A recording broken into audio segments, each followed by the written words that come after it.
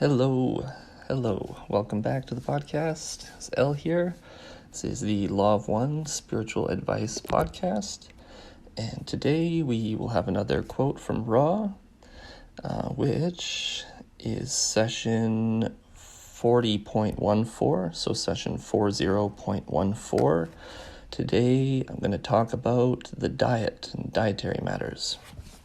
And by opinion, I say opinion because this is a sensitive subject for some, my opinion on that. So let's begin with the question and answer from the LL Research Group and Raw. So you can find this at llresearch.org is the home base of all this material. And session 40.14, questioner. In dietary matters, what would be the foods that one would include and what would be the foods that one would exclude in a general way for the most or the greatest care of one's bodily complex? Ra, the answer, in quotes. I am Ra. Firstly, we underline and emphasize that this information is not to be understood literally, but as a link or a psychological nudge for the body and the mind and spirit. Thus, it is the care and respect for the self that is the true thing of importance. In this light, we may iterate the basic information given for this instrument's diet. The vegetables, the fruits, the grains, and to the extent necessary for the individual metabolism, the animal products. These are those substances showing respect for the self. In addition, though this has not been mentioned, for this instrument is not in need of purification, those entities in need of purging the self of a poisoned thought form or emotion complex do well to take care in the following a program of careful fasting until the destructive thought form has been purged, analogously with the byproduct of ridding the physical vehicle of excess material. Again, you see the value not to the body complex, but used as a link for the mind and spirit. Thus, self reveals self to self. End of quote. So speaking about the diet, intentions are important. Why you do what you do matters, but not the superficial why, such as I'm hungry, but more the real underlying reason why you would choose an apple over a candy bar or vice versa. It's about respect for yourself and your body. So in my life, I like to attempt and achieve a balance. I may eat an apple one day and a candy bar the next day, but feel that I'm nourishing my mind and my body in both instances. So how? Well, I know I'm human and I have imperfect desires, and in that I know I need to provide my body with proper vitamins and nourishment through vegetables and fruits, but also I know I need to satisfy my mind with some comfort food from time to time. This is why I don't feel bad when I'm eating my comfort food, which may be less than nutritious, because I know it's still adding to my overall positive attitude that treats myself realistically and not too ideally. And let's speak on idealism for a moment while we're at it, since it's a pretty widespread idea these days that the ultimate spiritual diet is a vegan diet, i.e. no animal products. And although this may be closer to the truth, I feel that being too idealistic in your seeking can be dangerous and a form of martyrdom. So let's back up. You are a human being. A human being is a density of consciousness above the animal, but you very much have an animal body and are part of the food chain on Earth. A lion eats a zebra when it's hungry. It doesn't gorge itself on multiple zebras at one time. It takes what it needs when it needs, not when it wants. Need versus want. I would argue this is more in harmony with nature as opposed to humans who are more prone to gorge themselves in seeking satisfaction in one area to make up for loss of satisfaction in another area of life. So how does idealism play into this? If you want to be purely positive in your seeking, a little too ideal in my opinion, then you may feel that you want to do no harm to any living being. This is an honorable stance to take and shouldn't be shunned. The problem is that there is harm in almost every way of life. Cue the vegan eye rolls. I can see you doing it right now as I'm about to bring up how everything suffers. But there is always a sacrifice for something else. Nothing comes perfectly, morally, and ethically clean. There are just variations of purity. So then, if one cannot be perfect, what can we do? I would suggest that you try to minimize harm wherever possible and choose the lesser of two evils, but at the same time, create a realistic perspective in yourself that feels gratitude for the sacrifice of nature instead of shame and guilt. The shame and the guilt may be an honest part of the truth, but the larger perspective is that there is a sacrifice all throughout creation, and you are one with all of this creation. It's a beautiful dance of give and take and transformation and sacrifice. Don't try to martyr or sacrifice yourself in the seeking of a perfect way of life and eating. Don't starve yourself because you feel bad for the rodents in the field or the animal who was slaughtered for your sustenance. Feel grateful that life is gracious enough to share with you the gifts of life itself, to the point where other entities like the vegetable and the animal, they sacrifice their bodies for your health and continued well-being. I feel this is a more centered and balanced attitude to have as we remain conscious that with the bad comes the good and vice versa. Our attempts to control and live a perfect way of life, in my opinion, is a byproduct of the ego being expressed as spiritual ego. As you seek to be perfect, you set yourself up for the potential to martyr yourself. So when you're ever thinking, is it sacrifice of me versus them? Well, the easy answer is there's no direct answer, but it's, well, what serves? So, is you not eating today to save the animal, then you die and you can't continue on serving in this life, right? But if the animal sacrifices itself and you gratefully nourish your being, and then you get to go on a few more days of serving. So,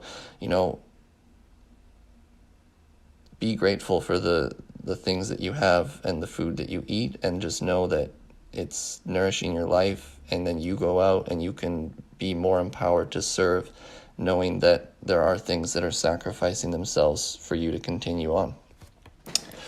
So I'll share with you a personal example of this dynamic, a story from myself.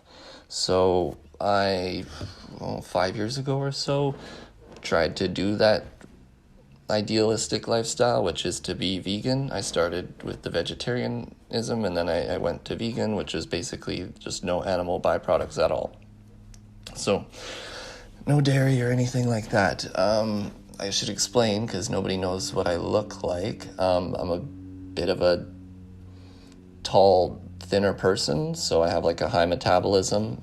Hate me for it, but I don't really ever get fat or have to worry about anything like that.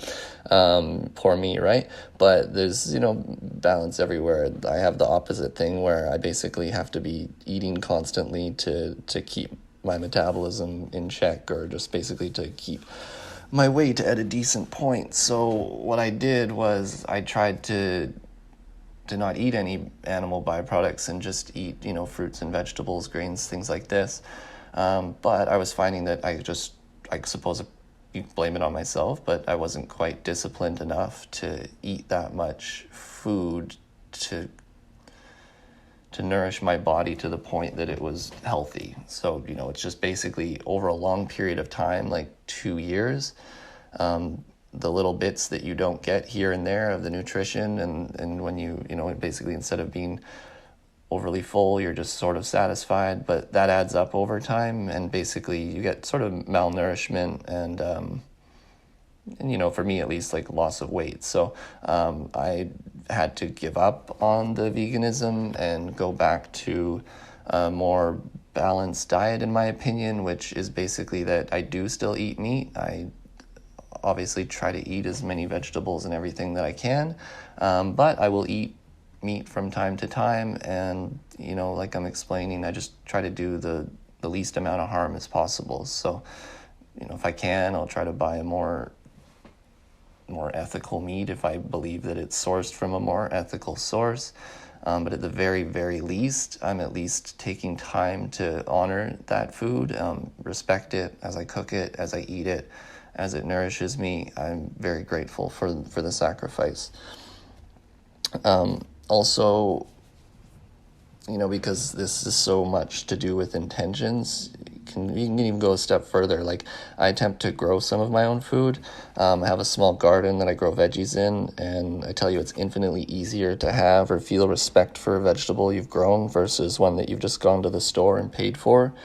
You get to see the love and the care it took to create that food, and you're less likely to waste it or eat it with no gratitude. So furthermore, I feel like the veggies I grow for myself have a magical, more deep connection, and maybe even nourish my body more properly than any outside source could, since it was grown with the intention to nourish me. The underlying lessons of this quote is to remember that, as Ross states elsewhere, the body is a creature of the mind. You can't really lie to yourself and lie to your mind when it comes to this. You'll know whether what you are choosing to eat is something you are choosing out of respect for yourself or for some other reason. I may sometimes try to convince myself that I'm eating junk food for my mental health, obviously not for my body, but I know deep down that it's still junk food, and it ultimately does not serve me as much as a serving of vegetable does.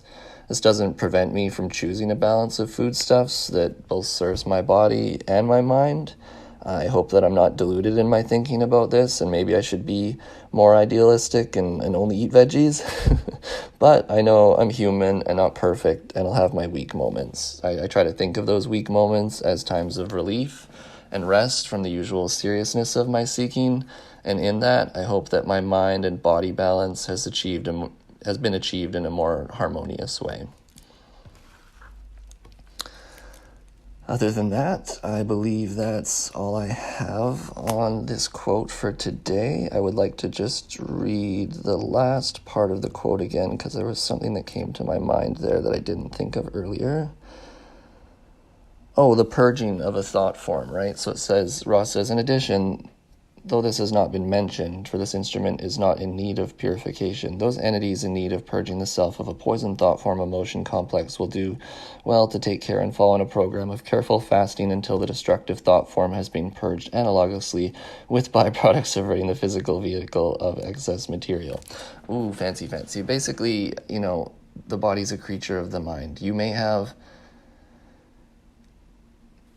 unhealed things in your life, like they're explaining it here as a destructive thought form or an emotional, with a poison thought form or emotion complex.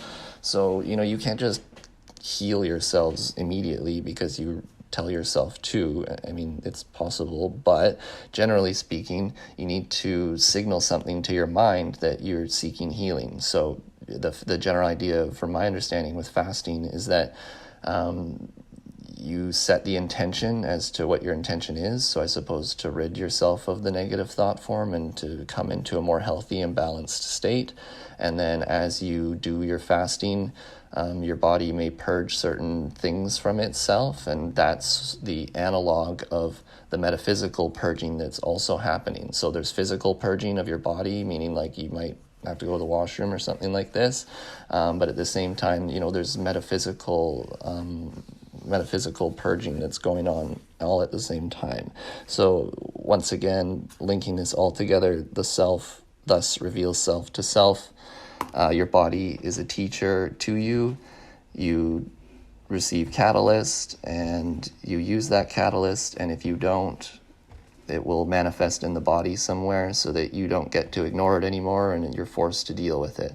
So, the body is a creature of the mind is the biggest quote that has stuck with me for a long period of time. Anytime I try to think of anything in regards to my body, I bring it back to my mind, which links it ultimately to your chakras, because your chakras essentially is like how you feel about certain things in your life. It's like your emotional aspect of yourself. So you can see this all links back to one another. That's why when somebody has a physical ailment, my mind immediately goes to, well, what's causing the physical ailment mentally? Some people don't like to accept that is part of the truth, but in my opinion, that is the truth, and there's no avoiding it. Everything that you seek in terms of healing is sought within yourself, and it's just waiting for you to seek it and step out of the way. Okay, guys, well, that will be it for this week. We will be back to the podcast Monday, Wednesday, and Friday. I hope you have a very wonderful weekend filled with love and magic. And thank you so much for tuning in. Bye.